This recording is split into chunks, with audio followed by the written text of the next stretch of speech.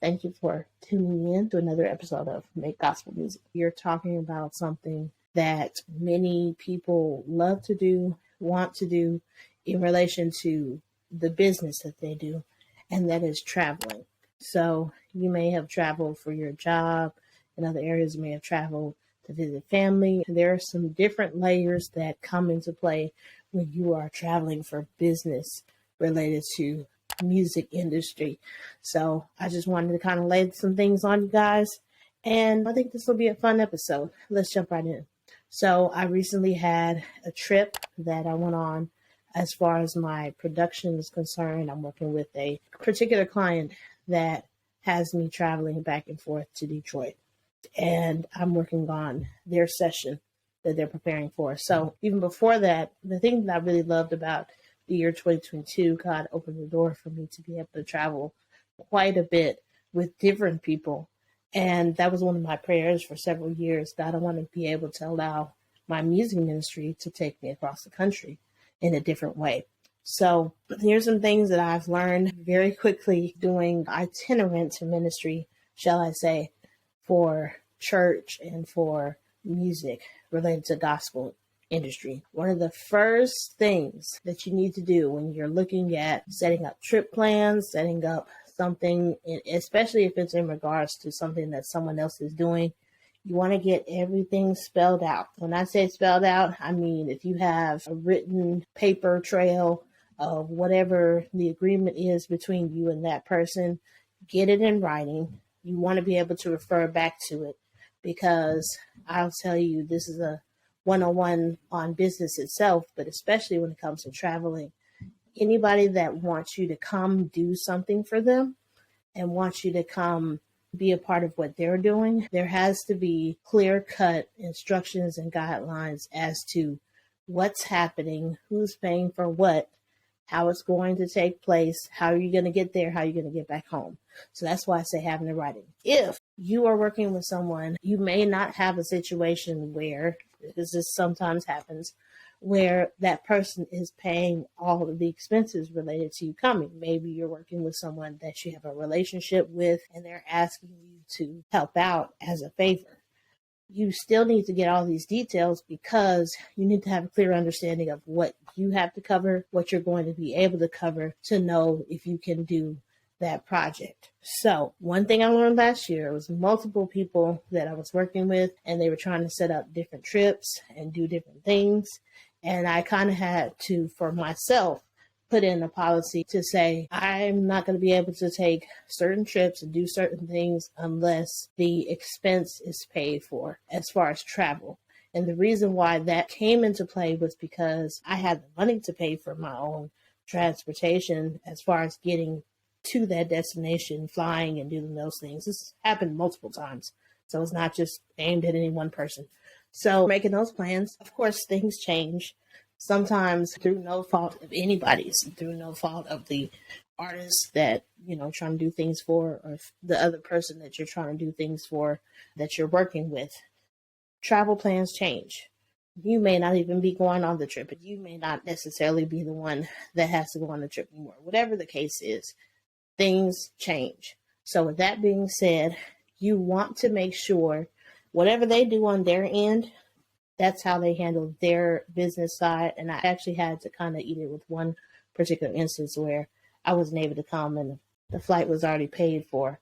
So again, not aiming at anyone, I've had to deal with those situations myself. So what you want to make sure is that your flight that you're booking or your hotel that you're booking, if you're the one that's having to book it, you want to make sure that it is refundable.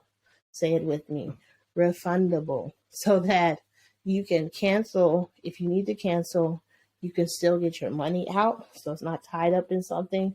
Now, the good news is certain situations, I know having the ability to use Southwest, and other airlines will do something similar to Southwest, had a flight credit. Even though I wasn't able to get a full refund on one particular flight, I was able to later apply those funds to something else down the line. But the thing about that is you have to let that money sit until you have something else to use it for. So just be mindful of all those things. if you are making travel plans, I mean, it's no different from personally, but there are some additional elements that come into play. Like you said, dealing with other people. Now, if you can get a situation where that person that is bringing you in is paying for all of your expenses, you want to be able to get that, like I said, written down somewhere, or have the person text it to you or email the details to you so that you can refer back to it. And then if something comes up, you could be able to refer back and say, hey, you said this was covered, if you're not using a formal contract. So you want to ask these questions. Am I getting a flight? Is my flight covered to and from the event? If it's not, are you giving me gas to drive there? If it's not, somebody that's right around the area. And then you want to also make sure, are you covering the hotel that I'm getting? How many days are you covering? What is the situation with that, the hotel?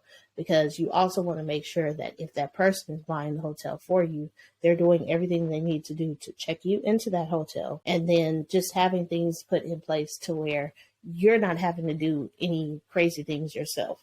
Like you're waiting on them to show up at the hotel because they forgot to check you into the hotel or check your room out. So you want to make sure those things are covered. And then you also want to ask them, okay, so how am I going to eat when I get there? Am I getting a per diem?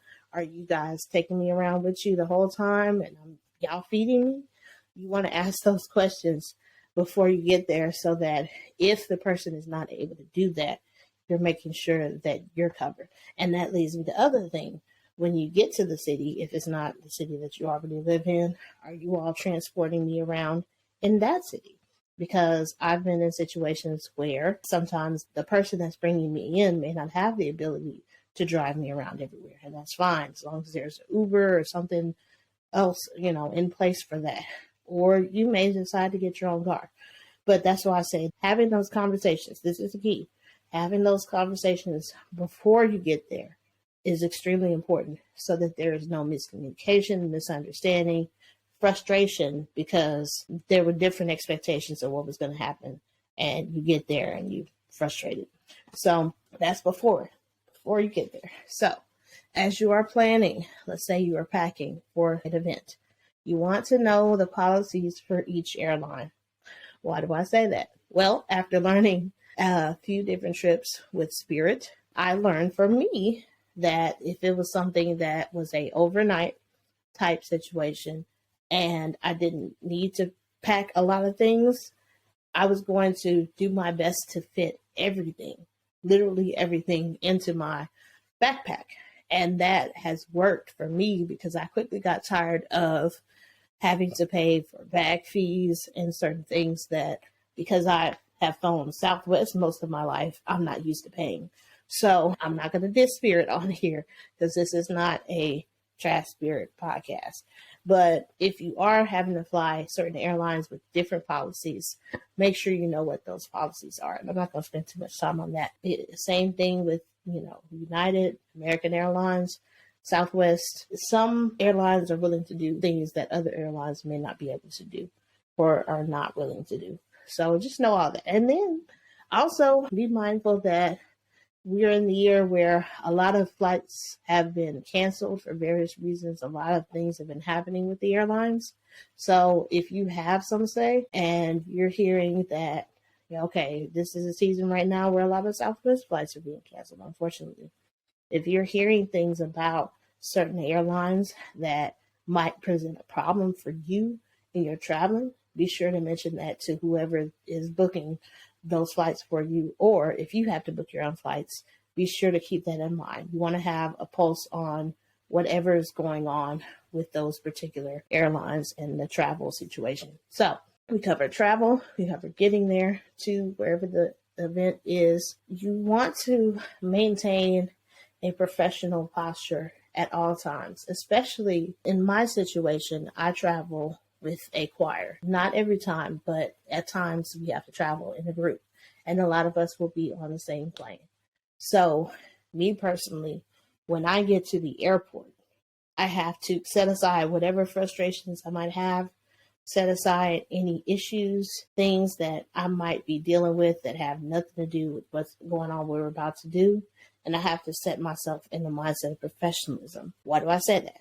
You want to make sure that you are allowing yourself plenty of time to get to the airport. You want to make sure that when you get to the airport and you're seeing other people and dealing with other people, that you have a spirit that does not communicate to anyone that you have an attitude or that you are mean or difficult. It may just be it's really early in the morning and you're cranky and you don't feel like talking.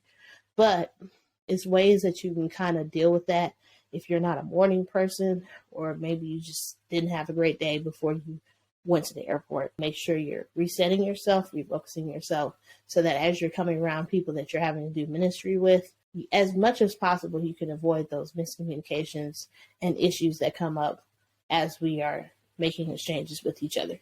So those are things to keep in mind. Make sure you are reviewing the policies when it comes to what you can put in your bags, because I've lost some perfume and some different things, just not paying attention to the ounce thing. Maybe you've traveled before, you already know those things. But even coming back, I would say try to leave some room in your suitcase. Sometimes people will give you things. I've had huge gift baskets that were given to me in a particular ministry situation, and it was great, but I could only take so much home because I didn't really think about having to leave room in my suitcase to be able to bring something back. So that's something you might want to keep in mind as well. Try to leave a little space before, if you buy something, pick something up at the airport, maybe not the airport, but pick something up before you go to the airport. Those things are great to have space for. So you want to make sure that as you are traveling, you're being careful about what you say to people. You're being careful about how you present yourself to people. If there are things that happen that frustrate you while you're on the road, you still have to maintain an aura of professionalism. I've had my moments where I've vented, I've done different things. I haven't exactly kept a professional face at all times. So this is not me coming down on anyone. This is not me coming at someone and saying, this person did this when we were out on the road. This has nothing to do with that. So what you want to do, if this is something you want to be doing consistently, I can tell you without a shadow of a doubt that I know people who travel on the road consistently, are constantly called on by some of the highest people just because they have a great spirit and they are not easily offended. They're not easily influenced. They're not easily thrown off track by little things. There's just a lot of little things that may happen while you're on the road. And so you have to keep your focus all times. So just some points for you. When you're in the city, you want to be friendly. You want to be as friendly as possible. I've seen people come into a situation, they're from out of town, and maybe they don't know everybody there, but you don't have to go around looking mean, looking like, we got to kill these folks, we got to do this, we got to do that. Try to make friends with people. As you're making those traveling arrangements, you're going to a new place, you're seeing new people, try to be friendly. Hey, how you doing? You know, I'm wherever you're from. I'm from Dallas, I'm from Chicago. How you guys doing? What you guys up to? Just being friendly, but you never know when you can make connections with someone that are lifelong. And of course, with the power of social media, you can still keep up with that person well after that event is over with. But you just never know who you're rubbing shoulders with. So keep those things in mind. And also make sure that you're on top of your stuff, whatever it is that you're being called to do in that situation. Maybe you're getting called to play some music. Maybe you're getting called to sing. Maybe you're getting called to produce something or make arrangements for something. You want to make sure you are doing all the preparation that you need to before you get on that plane. Now, if you're listening to stuff just as a refresher, reminder, you're listening to your music on the plane, trying to make sure you're good, there's nothing wrong with that. Where the problem comes in is when we're being asked to go all the way out of town to do something else, and we haven't properly prepared while we were in a state back home where we could prepare ourselves to do whatever we're being asked to do. So I can say without a shadow of a doubt, there are always going to be times where maybe we don't feel as confident as we could going into a situation. I've had those little moments here and there, but we need to be doing everything that we could do to make sure that we are polished in our presentation and our performance, so that we don't embarrass ourselves and don't embarrass the people that asked us to come do what we did. So when you're in there, I would say try to make those connections. If you see people that are maybe industry people, major name people, there's nothing wrong with trying to let them know who you are, trying to make connections, do those things. Be careful about coming off as too pushy or too clingy or too whatever. For me, it's funny how many people have said that I've just kind of got into a place of like, you're so laid back, you're so quiet, you're so this and that. And I think for me, because I've had those moments of you're freaking out over this person and you're starstruck and you want to be in their face, taking a picture, doing those things. There is nothing wrong with that. That's great. What you have to remember is those people are people too. This may be the 50th thing that they've done in the past 30 days. And yes, I know that number doesn't add up, but for some people, that's the reality of it. They stay on the go. They are constantly being bombarded with people who want their time and attention and want them to take yet another selfie with them. So me having been on both sides of it, I've become a lot more sensitive to that situation where that person that is a celebrity in your eyes and you look up to them and you want to, I got to take a picture. I got to do those things. I was on a plane with who I believe to be was probably Scottie Pippen. It looked like Scottie Pippen. And I was on my way to New York at the time. And when I saw him, my eyes locked with his eyes. And he quickly kind of looked away. And what I realized was he doesn't want to be identified. And I think he was just realizing, oh, she might recognize who I am. Let me just turn around real quick. And so I wasn't really going to make a big deal out of it. I like basketball. I respect him and what he does. I wasn't having a freak out moment in that moment. So I respected his space, but it just reminded me what I've noticed for a long time now. I've seen many other musical people in similar situations where they don't really want people talking to them at that moment, not because they don't want to be friendly, they don't want to be sociable, but it's just like, it's really hard when you have to be on all the time. You're constantly on. There's constantly somebody saying, constantly somebody stopping you, trying to talk to you and say, well, what's up? That's the thing that people don't realize about what we call to be fame or what we call to be notoriety, is that it has its drawbacks, it has its disadvantages, and it can be very draining and exhausting. You have a nonstop schedule, you have a nonstop itinerary of things to do, people to see, people want to talk your ear off. So me being acutely aware of that with people that I work with, I just try to say what I say, do what I do, get out the way, and keep it moving. And then I think the people that I have been blessed to make relationships with who are considered to be more well known, they can respect that about me, that I don't pull on them any more than I have to. And so even just in general, regular people that we see every day that may not be as famous or well known, it's the same principle. You don't want to wear people out every time you see them, making them feel as though you're bothering them or you're just doing too much. So anytime that happens, just be mindful of how you present yourself, how you exist in other people's space. And I'm going to say one more thing, and I'm really kind of wrapping up here because I think I covered most everything that I wanted to cover. But when you are in those situations, let's just say you get in the room with your favorite artist of all time, you're in the studio, you're in the live recording session, you're in the green room, listening in on those conversations. The last thing you want to do is too much talking. Too much in those types of environments, in those types of arenas. You want to be able to listen. You want to be able to glean, and you want to be able to not stand out in the negative way. You have too much to say. They're wondering where you came from because the energy of the room is being affected. You want to be able to blend in such a way where it feels natural for you to be in the room. And then you get called back. So that's the thing that I learned being a producer as well, and being in situations with other producers, other people who create and are creative.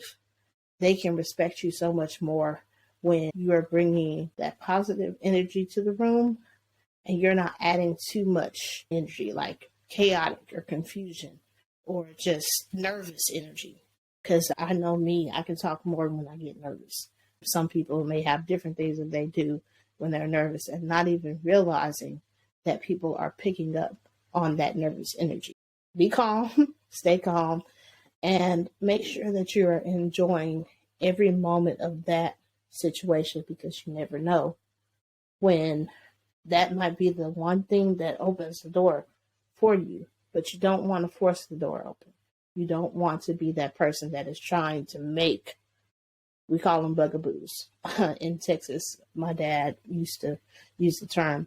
A bugaboo is someone that they are just constantly pushing. They're constantly trying to get in with someone. They're constantly trying to,